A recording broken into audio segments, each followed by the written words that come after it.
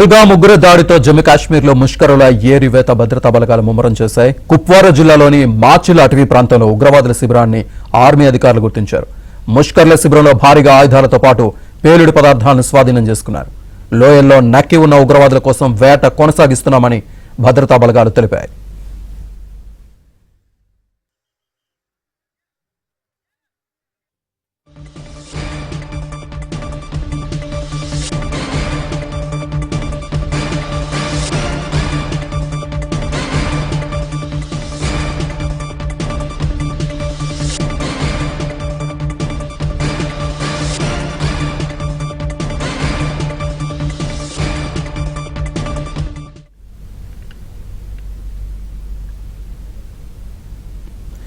పహల్గామ్ ఉగ్ర దాడిలో జమ్మూ కాశ్మీర్లో ముష్కర్ల ఏరివేత భద్రతా బలగాలు ముమ్మరం చేశాయి. కుప్వారా జిల్లాలోని మాచిల్ అటవీ ప్రాంతంలో ఉగ్రవాదుల శిబిరాన్ని ఆర్మీ అధికారులు గుర్తించారు. ముష్కరుల శిబిరంలో భారీగా ఆయుధాలతో పాటు పేలుడు పదార్థాలని స్వాధీనం చేసుకున్నారు. లోయల్లో నక్కి ఉన్న ఉగ్రవాదుల కోసం వేట కొనసాగిస్తున్నామని భద్రతా బలగాలు తెలిపాయి.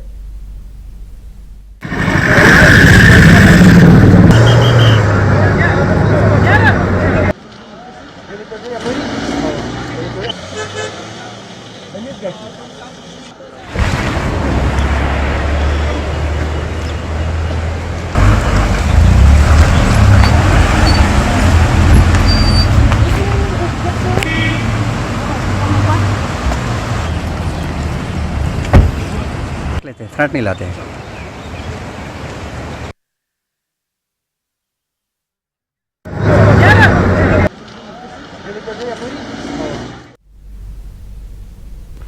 జమ్మూ కాశ్మీర్లో బలగాల కూంబింగ్ అయితే కొనసాగుతోంది. ముష్కర్ల కోసం అయితే వేట కొనసాగుతున్న పరిస్థితి కనిపిస్తోంది. మాచిల్ అటవీ ప్రాంతంలో కూడా ఉగ్రవాద డెన్ అయితే గుర్తించారు. అక్కడ భారీగా ఆయుధాల డంప్ అయితే స్వాధీనం చేసుకున్న పరిస్థితి కనిపిస్తోంది. ఇదే అంశానికి సంబంధించి పూర్తి డీటెయిల్స్ మా ఢిల్లీ బ్యూరో చీఫ్ కృష్ణ అందిస్తారు. కృష్ణ, జమ్మూ కాశ్మీర్లోని మాచిల్ ప్రాంతంలో భద్రతా దళాలు ఉగ్రవాద స్థావరాన్ని గుర్తించాయి. అంతేకాకుండా అక్కడి నుంచి భారీగా ఆయుధాలు అదేవిధంగా పేలుడు పదార్థాలను కూడా స్వాధీనం చేసుకున్నాయి. ఈ ఆపరేషన్ పహల్గామ్ లో ఇటీవల జరిగినటువంటి ఉగ్రదాడి నేపథ్యంలో భద్రతా చర్యల్లో భాగంగా ఈ ఆపరేషన్ చేపట్టారు. ఆ ఆపరేషన్ లో భాగంగానే ఈ యొక్క ఉగ్రవాద స్థావరాన్ని గుర్తించారు.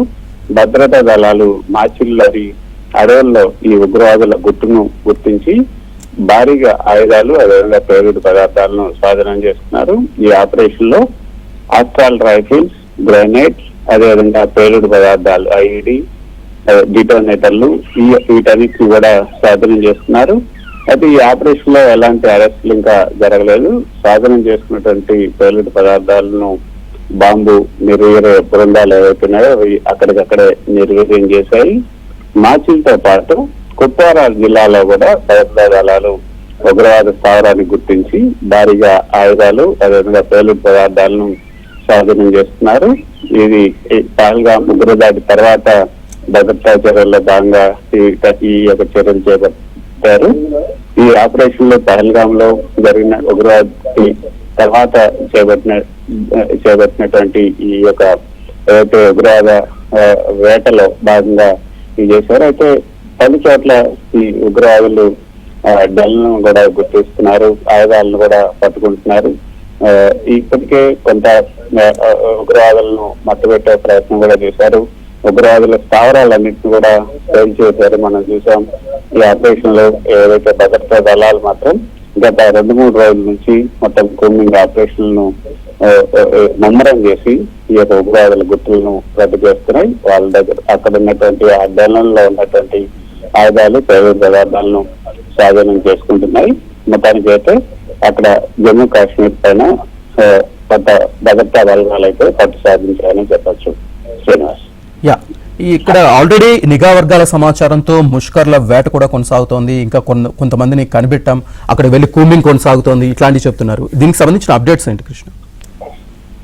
కూంబింగ్ అయితే కొనసాగుతున్నాయని చెప్పచ్చు శ్రీనివాస్. మనం చూస్తున్నాం. ఈ కూంబింగ్ కు సంబంధించి మరో విషయం ఏంటంటే ఇప్పుడే మనకు అన్నటువంటి సమాచారం ఈ పహల్గామ్ జరిగినటువంటి ఉగ్ర దాడికి సంబంధించి ఏదైతే ఈ యొక్క ఉగ్రదాడి తర్వాత స్థానికంగా ఏదైతే పాకిస్తాన్ ఉగ్రవాద సంస్థ లష్కర్-ఏ-తోయిబా అనుబంధ సంస్థ అయినటువంటి ది రెసిస్టెన్స్ ఫ్రంట్ మొదట బాధ్యతను స్వీకరించింది. మేము ఈ యొక్క ఘాతుకానికి పాల్పడ్డామని ప్రకటించాయి. కానీ ఇప్పుడు అది ఫ్లైట్ ఫిరాయించింది.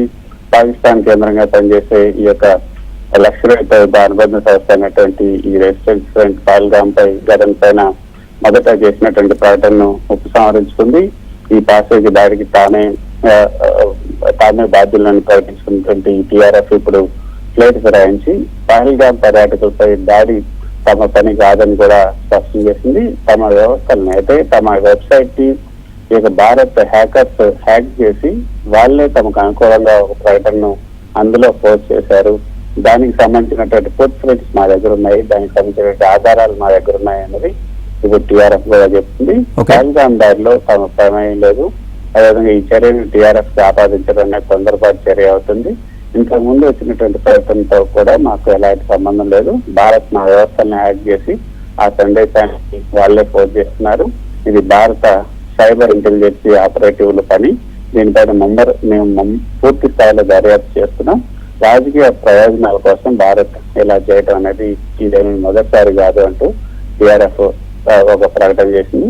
మరి ఏ ప్రకటన ఎవరు చేశారన్న దానికైనా ఇప్పుడైతే కొంత గందరగోళ పరిస్థితి ఏర్పడుతుందని చెప్పొచ్చు. మరి టీఆర్ఎఫ్ చెప్తున్న మాట నిజమా కాదా అని వివరించాలి.